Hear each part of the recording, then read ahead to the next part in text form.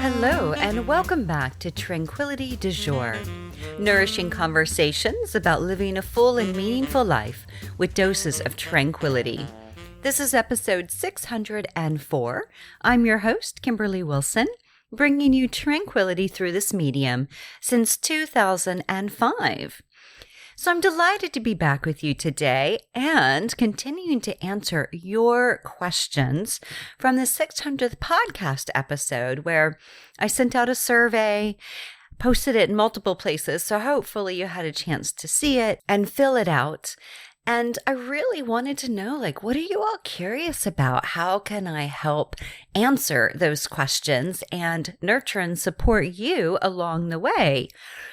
So that's what today's episode is going to be, a continuation of some of those questions, because there were so many, and I only got to so many during the live event. And then, of course, the podcast 2 episodes ago was also an answering of your questions. So we'll continue until we get through a lot of these, and I hope that this has been helpful experience as we think about all the questions that come up and topics that you're interested in. And I hope that I'm able to make sure that you get what it is you need. I also want to say a big thank you for joining me. The past 2 weeks have been just really, really intense with regard to the launch of the latest clothing line collection, which I'm calling the Balletcore collection. And I want to say a big thank you for coming out and supporting the event live or watching the replay or purchasing any pieces from the collection. It really means a lot to me and my local seamstress. And it was so much fun to create. I mean, who doesn't love tulle, right? But then it's also just my passion for ballet. And, it was just a joy to bring it into creation, into fruition. And I've been working on it since December. So I want to say a big thank you for your support there. And if you missed it, no worries. I'll be sure to put a link to it in the show notes. And if you missed it, no worries. I'll be sure to put a link to it in the show notes, to the Balletcore collection, and of course to the video that highlights it. Also, yesterday was the big spring retreat, which is always so much fun. We had people joining us from, oh my goodness, we had someone from Germany, someone from Canada, someone from France, and then of course across the US. And that's always just a delight. And it's so fun to spend an afternoon with you all in that way. And save the date, because the next one is going to be on Saturday, July 15th. That's the mid-year one. And each of these I think are really special as we think about how do we bring tranquility, bring awareness, bring a sense of intention into this brand new season. So this year, obviously, or this time of the year, was obviously all about spring blooming and spring cleaning. And I even did an IG live last week, which was really fun. I don't do many of these, and I'll add some more to my repertoire, but one was on spring cleaning mind and body. And I've got a link to it on my blog, and I'll also put a link to it in the show notes for you. And then, of course, in the retreat, we went much deeper with a variety of things, of this idea of spring cleaning your life, right? Like wellness planning, detoxing, my 15 healthy habits, things that I try to do a little bit of every single day. And so I want to say a big thank you to those of you who were able to support it, because it means a lot and it's something I've been doing for a long, long time. I started these virtual retreats back in 2016. So a big thank you, because I know some of you support them every single time, and it's such a treat to have you in the mix. So thank you. Also, yesterday I released an IG reel, which is, just like 90 seconds or something of content, but showcasing my art journals and just giving a peek inside, because I've actually finished one that I've been working on for a few years and started a new one.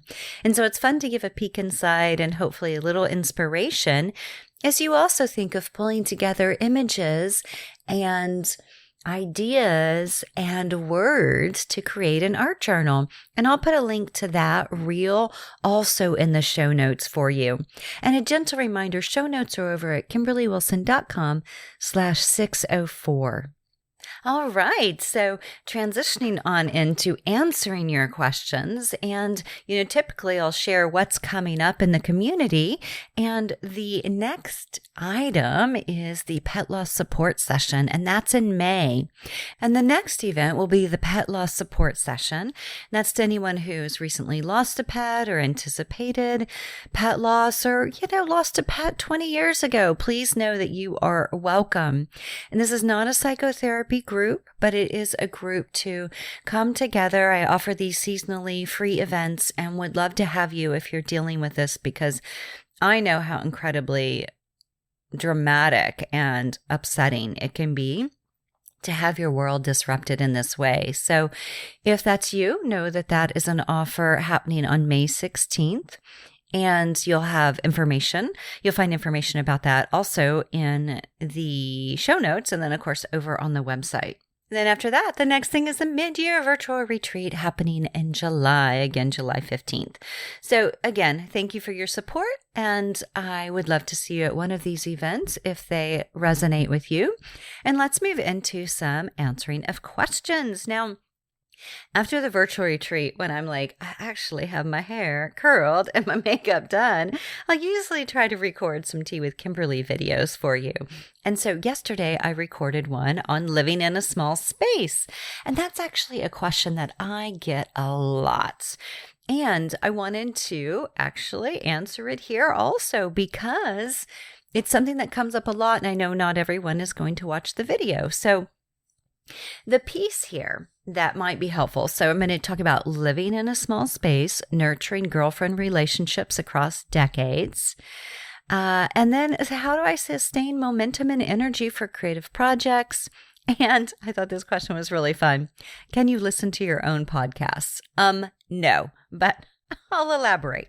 Okay, so those are the 4 questions from the many that you all sent that I will be answering today. So first of all, living in a small space. Okay, let me just say it's not always easy. And yet, I can't imagine living in a larger space, honestly. Okay, so I live in 600 square feet and I've lived here for about 19 years. And last year, I had a renovation done of the kitchen and the bathroom, got new flooring, repainted, things along those lines. So, that's been really the main shift that we've had here in this place over the past many, many, many years. Now, the thing to keep in mind is that I live here with myself, obviously, my partner, Tim, who I have been with for 19 years, and then pets, which have ranged from anywhere from 1 to 4 at times. Right now we have 3, 1 cat and 2 dogs. So as you can imagine, there's a lot of black hair, although now my dogs are quite gray. So there's a lot of gray hair too, kind of mixed throughout, and it gets everywhere. Anyway, so the challenge of keeping it clean, I think, is probably the biggest thing. And the thing that really helps keep it livable, and this is one of the pieces that I think is so important. Take those shoes off at the door. Okay, because otherwise we track all sorts of grit throughout because the pets already do that. So taking shoes off at the door.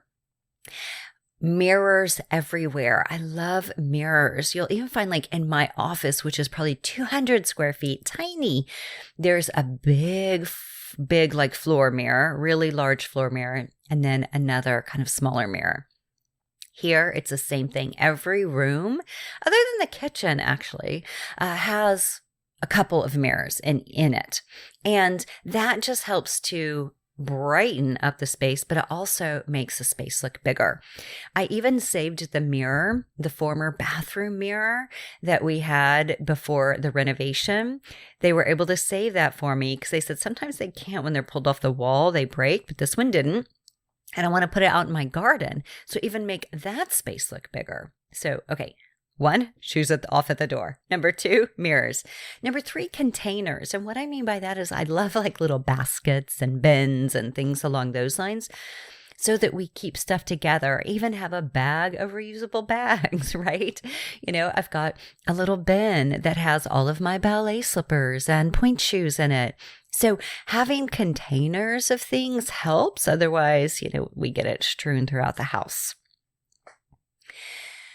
Use of vertical space. So tall bookshelves. We have floor to ceiling built-ins that came with the house. And then my partner added additional vertical shelving for all my books that were ending up on the floor because they wouldn't fit into the built-ins.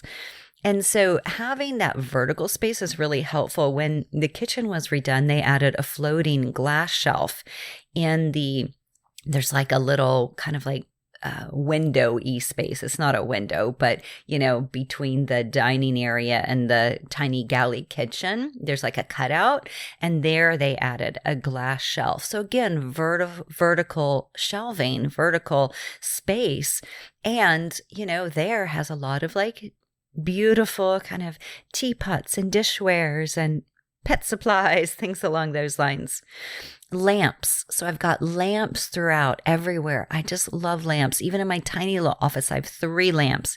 Yes, there's overhead lighting in all of these spaces, but there's something about the lamps, the glow of the lamps. When I wake up, the first thing I do when I come into the living room space is I get all these lamps turned on. Of course, flowers and plants, it's helpful to keep the space looking and feeling alive. Having a hideaway desk or tables or beds, like a Murphy bed. So we have a hideaway desk in the bedroom for Tim's workspace whenever he's here working from home and I'm here in my tiny little office space. And, that's really, honestly, that's quite rare because he's in his office at work, or I'm in my office, and we're rarely here together kind of doing work and where, like he needs to be in a private space. But when we are, it's really nice to have that. Just unfortunately, there's not a lot of light in the bedroom. And so that's a little dark for him. But it's really nice. You just have this thing that you can pull down and you've got this desk and then you just put it away. So, having tables, desks, beds that way can be so helpful in a small space. Of course, small furniture and appliances, like a full-size couch in this place would just eat it up. It's just much too big. And so we have a tiny little not chaise lounge. I think I was calling it a little settee, right? And that is just, it seats 2 people and, a few pets, right? So it's tiny.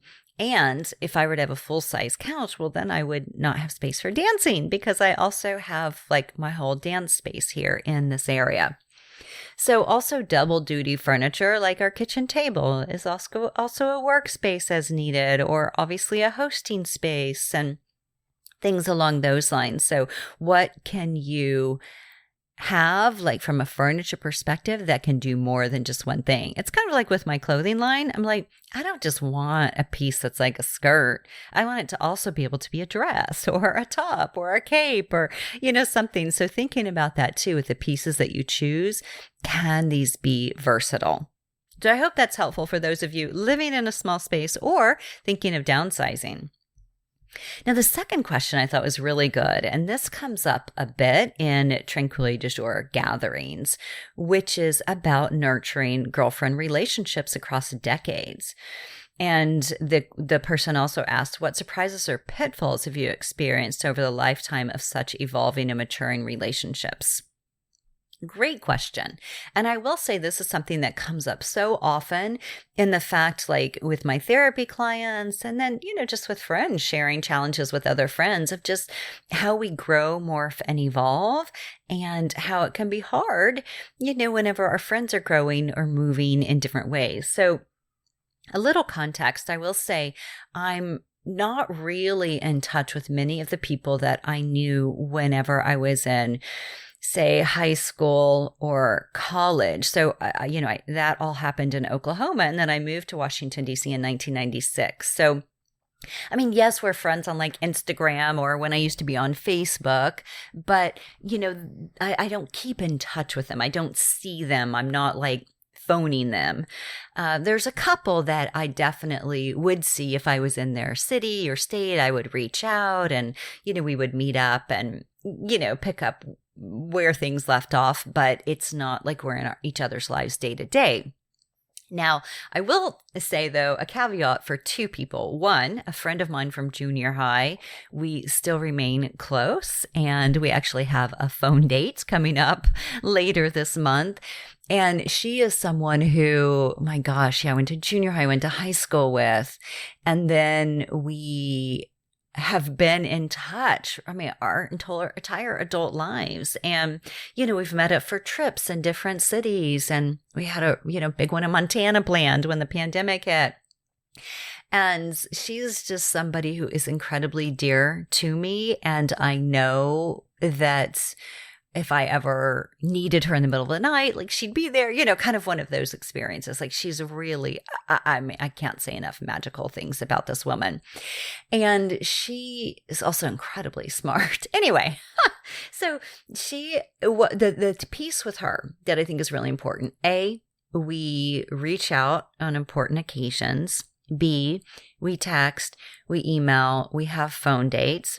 And then C, we make a point to see each other when we can.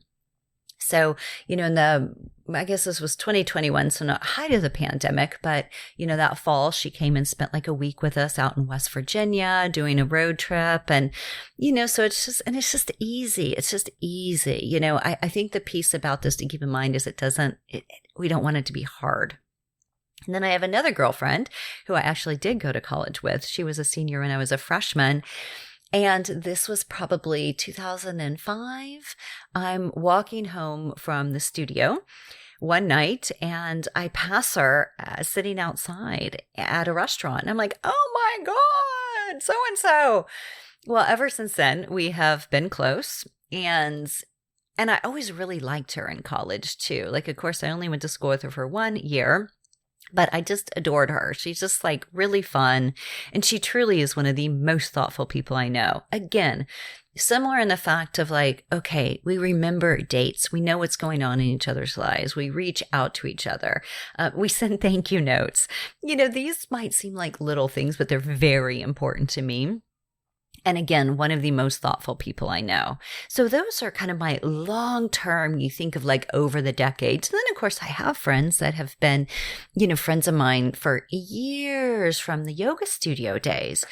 And I also have a person I call like my longest Washington, D.C. friend. And she had taken a yoga class of mine in 2000, and we've been friends ever since. And things ebb and flow in the fact of like, people maybe have babies or, they adopt a pet or they move or, things shift, right?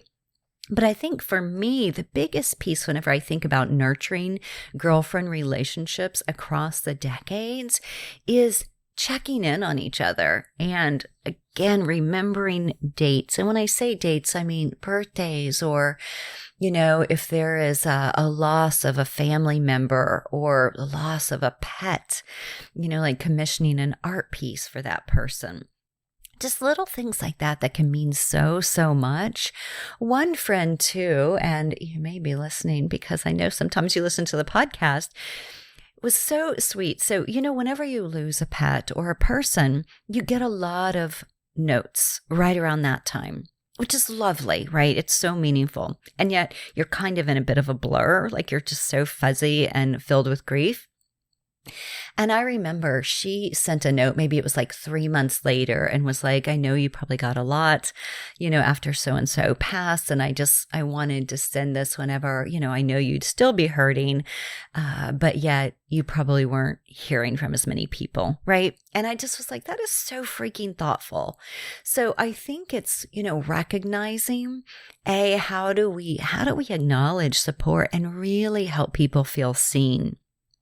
And surprises or pitfalls, I would simply say, like, my best friend from high school. I mean, oh my gosh, I even recall I muted her on Facebook, not because I didn't love this person, but just our politics and our, take on gun violence and everything. It was like, wow, so different. I was like, I don't even want to see this stuff, and that was just kind of sad because, of course, at one point we were incredibly close. And yet, we change, right? We grow, we morph, we evolve. And, sometimes we just don't want certain things in our sphere anymore. And what I mean by that is like, I'm not on Facebook anymore, but I didn't want to see stuff popping up. And so it's also, she won't be somebody that I'll reach out to whenever I'm home. And that's okay. To recognize that, people, we grow apart and we're meant to change. We're meant to morph. And if for any reason, we're still hanging on to those that no longer fit us, it's trying to fit like a round peg in a square hole, right? It just does not work. Why fight it?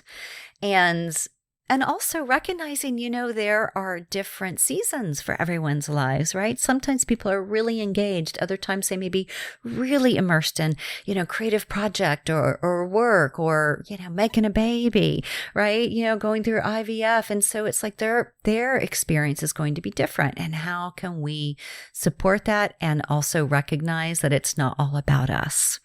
So those are just some of my thoughts. And let me just say, this is not easy. I mean, I hear this from so many people, the challenge of adult friendships, because, maybe you had a good friend who lived near you and then they move away, right? Even just moving out to a suburb, if you live in the city, it can be quite hard. I remember I went to go see my oldest DC friend recently. And I mean, I traveled 35 minutes. Okay, you may be like, that is not far, but I'm used to like, I don't know, walking 10 minutes, right? And so I was in the car for 35 minutes and I'm like, this is like a whole other world. But it was really beautiful. But when I got there, I felt like I'd been on some massive adventure just getting there. And it was not that far. So it's just funny how as people move proximity wise, even how our ability to see them regularly shifts. But that doesn't mean we can't check in, send text messages, know when they're going through an IVF treatment, knowing when their, parent is sick and they're dealing with a lot as a caretaker, things along those lines, and reach out and let them know we're thinking of them. And I will say, snail mail is just such a nice way. I mean, texting is great. It's so convenient, but there's something about sending snail mail and letting someone know you're thinking of them that I think is a really, really beautiful. And even this year, I got these thinking of you cards, right? So they fit for so many ideas because I was looking for like grief cards. And just so that I would have quite a few on hand. And I was like, oh my gosh, they're all just so a little cheesy, right? So thinking of you is just so perfect because ideally we're always thinking of others in some capacity, but it's also a great way to just send a little note and let somebody know that they're important to you. So I have two more. One is, can you listen to your own podcast or do you have this ugh feeling once you hear your recorded voice? No and yes. So what I mean by that is, even sometimes I'll be like, I don't know, I'll rewatch a video and I'm like, oh my gosh, Tim, do I sound like that? And he's like, well, I guess he's like, I do make fun of your voice sometimes, but it's more like in jest. But, what you're hearing is an exaggerated version. And I'm like, oh my gosh, like no. So no, I do not ever listen to my podcasts. I never have. 604 episodes in. And then also, do I get this ugh feeling? Yes, I do. And it doesn't sound like me. It's so funny. I'm like, who is that? So I think it's a thing, for people with voices. It's not like I'm repulsed by my voice or anything like that, because to me, it sounds very normal when I'm speaking. But then when I hear a recorded version of it, I'm like, oh my gosh. The good news is somewhere along the way, I've lost the Oklahoma accents. But yeah, which, Oklahoma accent and Texas accents, they're beautiful. So I am not saying they're a bad thing, but it's not like, oh, I don't like my accent. It's more of, yeah, I'm not sure what it is, but I'm just like, nope, just not listening. So great question, in case you too feel the same way. All right, so the last question that I wanted to answer today was, what are ways you sustain momentum and energy for creative projects alongside everything else you do, especially on days when you don't feel like doing anything creative at all? So I will say there are many days, particularly during the work week, I'd say Monday through Thursday, where it's really hard to get any sort of creative endeavor in. My days are pretty packed with ballet, which is 7 days a week mostly, but there's ballet, and then there's clients, and then there's, pet visits. Gizmo goes to rehab, which Tim takes him to a lot of them, which is really great, every couple of weeks. He gets like laser therapy and all this stuff for his joints. And so, I think there's 1 week coming up where we have all 3 pets. We've got Jackson going for his annual, we've got Mookie going for a dental, and we've got Gizmo going for rehab. So, it's like things along those lines take a lot of time. Obviously, I've got my physical therapy, I've got going to the various hip surgeons, things along those lines. So my Monday through Thursday are pretty packed, and sometimes I can squeeze in a meeting, with like my web designer, but they're pretty full. So from a creative angle, there's not much happening other than being able to do my ballet. So I try to kind of save my creative work for, either A, early in the morning on those days, or B, Fridays tend to be more of my creative day, and of course on the weekends. So for example, after the virtual retreat, okay, I was pretty tired, right? It's a lot of output for 2 hours. Then I had 3 people from the coterie who joined in person, which was so much fun. Well, then afterwards, I'm like, all right, well, my hair is done. It's curled, which I curl like really mainly just for events or photos or things like that. And I've got makeup on. So I'm like, let's record some videos. So I recorded 5 Tea with Kimberly videos that I can't wait to share with you. One's on mood boards, of course, as I mentioned, living in a small space, getting grounded. So some really kind of fun ideas, but it's like taking advantage of like, okay, yes, I'm tired. I've just hosted some people in my home, and I'm going to go ahead and move forward with getting these videos recorded because, it's called batching, right? Where you're just like, all right, I'm going to record a bunch of stuff at the same time. So that's what I did. And, I think the last time I did that was probably in January, maybe even after the New Year's virtual retreat. So that is one way that I do my creative projects is I, A, try to batch, B, work with my creative rhythms. And, the days where I'm seeing a lot of clients, it's so energizing, and it's such a creative sort of outlet, but it's not the same as like writing a book, right? Or like working on a video or writing a blog post or things along those lines. So I try to make sure that I work within my rhythms and I get it scheduled. So even like today, I knew, okay, get this podcast kind of pulled together by X day and time so that my partner can produce it and we can get it out to you on Monday morning. So that is how I do it. So those days that I don't feel like it, I can't do it. I can't force it. You guys, I used to be able to. So back in the studio days, I would work like all day at the studio. I would teach, I would come home, and then I would do my admin stuff. Into the wee hours. Now, when I'm done with clients, say 7:30, there's no way. I can't come home and do creative work on the computer. I can't even do admin work. Like I'm just done. I'm really cooked. And what's great with maturity and age and wisdom is that you realize, and I don't have to freaking force it. Sometimes it's like, okay, there's a deadline. I have something due the next day. I have to get this done. But that's really rare because I know that I'll just be grumpy pants if I am forced to sit down and create when I have 0 in my tank. So instead, I'll take a bath, I'll read, we'll go on a family walk with the dogs, Gizzy in a stroller, Mookie on the leash, and just like have a nice little evening, especially with the weather being so lovely as it is here.